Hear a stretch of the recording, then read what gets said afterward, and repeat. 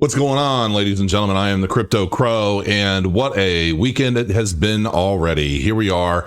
It is now Saturday, and I just got back from the gym. I was doing some training. It's been a while. I finally got my root canal done, and I'm feeling pretty decent, so I'm starting to get busy.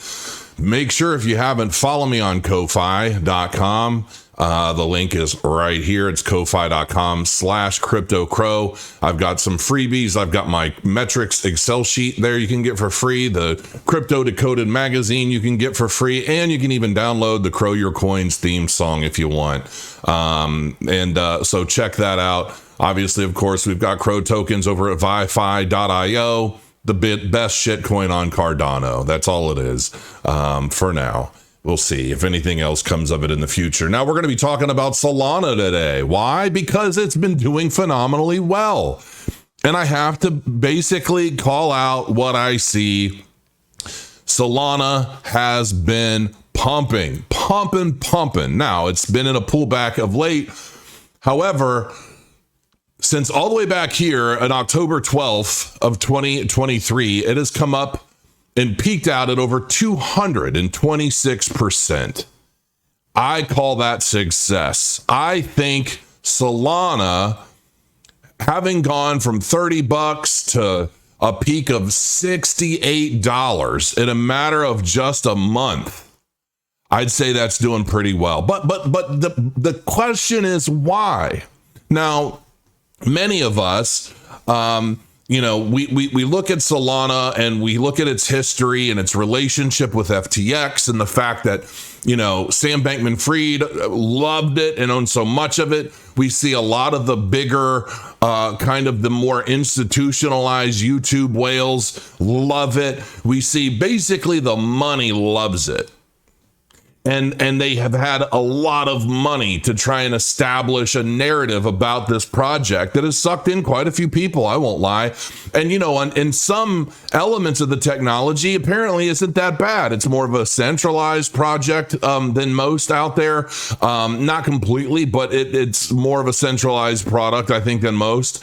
And the narrative has been such that a lot of people that love Solana, at least in the public eye, appear to have been bought and paid for long ago and continue to hold bags in it. And that's just my opinion. I don't know for sure, but I just don't look at Solana as a project that is more about the tech than it is about, turning profit. And some people love that about Solana. Some people know that it's primarily owned, like the majority of the tokens are primarily owned or have been primarily owned by the venture capitalist groups that are constantly trying to pump it, buy advertising for it, create these narratives about how it's better than X, Y, or Z, really just trying to buy its success rather than let it grow on its own merit through, superior technology. Okay.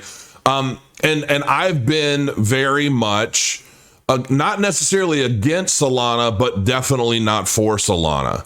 But it has been doing exceedingly well. I have owned some Solana for quite a while, probably, I'm thinking a year and a half maybe, where I don't even know how many I have. I might have 1,000 of them, maybe, something like that. I don't really remember. I'd have to check. But why has it been pumping so much? Because that's been my question. When so many things in the market have not been doing so well, especially not as well as Solana, why has it been pumping? And I said recently on Twitter, I said, so Solana has been pumped so they can dump the FTX holdings into retail liquidity. $100 million worth a week? Haha, damn, that's going to hurt. And then I had this gentleman who I don't know at all, but he said they already unloaded the last bit of it a few days ago. And I'm looking at this and I'm looking at his username. It looks like a bot. Okay. Now, Solana and that community definitely doesn't use bots to project false narratives all over the internet. They don't do that because that would just be scammy and shammy. And I don't think Solana does that. However, this person they're following 409 people. They have 142 followers. And, it's just, there's not a whole lot to the profile, but apparently they're big on what they think has happened with Solana. But then I have to look at this. This article is dated November 15th of 2023. It came out at 6:55 a.m. Bankrupt FTX wants to sell $100 million worth of crypto per week. Will the SEC stop it? I'm guessing no, because the SEC just doesn't really like crypto. And if they think that this could really dump the market and make people capitulate even harder than they have once before, I don't really see the SEC stopping this at all. I feel like they would. Why wouldn't they just usher it on in? We'll see. But I think that the stance from the SEC as it relates to crypto is pretty obvious. So I don't think they would really look to protect anyone from a significant dump in the market. And quite frankly, this could be the catalyst that everybody's been waiting for a final capitulation before the halving, where we might see a 40 to 60% drop in price. But why then would Solana be pumping 200% over the past month when they knew that this was coming? It wouldn't have any reason or anything to do with trying to establish exit liquidity for the whales, would it? Trying to drive up market sentiment for the retail investors who obviously don't know any better, so that they can start dumping when the time is right into more of an uptrend liquidity pool than a downtrend, basically bleeding the market down. Why would they do that? I don't know. Could it be to protect themselves using the retail market? I'm not saying that that's what they would do. I'm just saying it looks kind of odd, does it not? And what I think is funny is, according to Forbes, the analyst, FTX is sitting on about $2.6 billion worth of Solana and Bitcoin, and another $1.7 billion in other cryptos. But you know what they're not holding? To my knowledge, from anything I've seen to date, they're not holding Cardano. So while everybody is running with this narrative that Solana's pumping because it's superior and it's great and it's good and it's fast and it has lots of high TPS, Crow. It's got high TPS, Crow, and all of this other bullshit that I see all over the place, by whether they're bots or whether they're just people that don't know any better because they're watching their favorite YouTuber and they're trying to pump them, whatever it is. I don't trust a damn thing related to Solana in any way, shape, or form. I feel like every hand that's in the Solana pot is somehow just makes me feel a little icky. Okay, that's all. It just makes me feel a little icky. And I think it's a sense of the same tribalism we see in just about everything today. And it sucks because I'm a part of it. I admit, I can't help myself. But basically, this article dated on the 15th of November is basically saying they're looking for permission to start dumping all of this. They haven't concluded it. It doesn't even look like they've started with the mass batch of dumps that they're trying to prepare for. A year has passed since FTX failed, long enough for U.S. prosecutors to get a conviction of Sam Bankman-Fried, its disgraced founder. While that may offer some cold comfort to about 1 million creditors with funds tied up in the company's bankruptcy, what would be better is to get some of their money back. Current FTX leadership under CEO John Ray has recovered more than $7 billion of what was originally a missing $8.7 billion, and the company has sufficient assets to pay customers most of what they are owed. According to Forbes analysis, FTX is sitting on about $2.6 billion of Solana and Bitcoin and about $1.7 billion in other cryptos. In September, the company received judicial approval to start liquidating recovered crypto, and it has transferred $100+ million worth of Solana to major exchanges such as Binance, Coinbase, and Kraken. That kind of transaction is often a sign that a crypto owner is preparing to sell. There's one potential roadblock, and it's a big one. The SEC is not fond of cryptocurrency trading, and as it is currently practiced in the United States, it is suing Binance and Coinbase, claiming they're acting as financial exchanges when they are not licensed to do so, and the digital assets they list are unregistered securities. The SEC asserts that the exchanges should fall under its regulatory purview and that most existing cryptocurrencies should be considered unregistered securities. They're still running with this narrative, even though they keep losing all over the place in court. The agency has already intervened in one bankruptcy case, objecting to the Voyager Digital Brokers' plan in March to sell crypto on Binance's U.S. subsidiary. And even though the judge in that case disagreed, it is possible that the regulator may try again with FTX. And why wouldn't they? An SEC spokesperson declined to comment on the agency's stance. And FTX did not respond when asked about the transaction by email. Okay, so along with its June suit against Coinbase and Binance, the agency has brought actions against companies that it deems raised money illicitly through the sale of digital tokens. I mean, it's just going into the history of what the SEC keeps trying to do, but they're not winning any of these cases, to my knowledge, and I don't know what they're trying to do now. In September, Judge John Dorsey approved a plan for FTX to liquidate up to $100 million of crypto a week. The company signed a contract with Galaxy Digital Asset Management, which is run by crypto billionaire Mike Novogratz, in April to oversee the orderly liquidation of FTX's assets. Galaxy, which is an SEC-registered broker-dealer in the U.S., has a mandate that requires it to ensure best execution for the sales. Best execution can mean many things in the world of finance, but in this context, it refers to a platform that can digest sizable chunks of tokens without moving the spot price too much. What does this all read like to you?